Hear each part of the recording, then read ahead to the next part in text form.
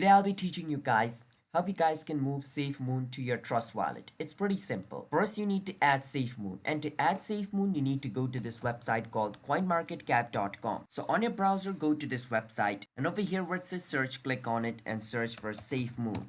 Once you search for SafeMoon, click on SafeMoon and it'll open up Safe. Once SafeMoon is opened up, scroll all the way down and over here click on more, and you want to choose which SafeMoon you want to add. Do you want to add the Binance Smart Chain or Ethereum Safe? I want to add the Binance Smart Chain SafeMoon, so I will click on copy and I will copy the contract address of SafeMoon Binance version. Now what I can do is open up my Trust wallet and click on the plus icon at the top right of the screen. From over here, I need to click on the plus again at the top right. Now over here, I need to choose Binance Smart Chain because I copied the address of Binance, not Ethereum. So click on it and choose Binance. Once you choose BNB Smart Chain, the address which you just copied over here, paste it. Once you paste it, all of this is automatically going to be filled up.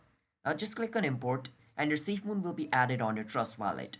Now to transfer SafeMoon over here, just click on receive and just copy the address over here by clicking on copy, or you can just scan this QR code and make sure you send the SafeMoon to this address. Once you send the SafeMoon to this address, you're going to receive it.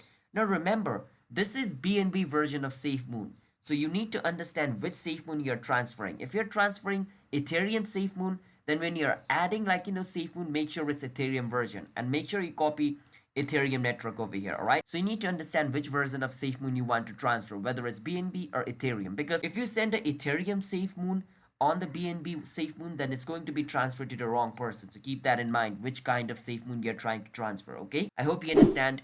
Hit the subscribe to our channel one step. I'll see you guys next time.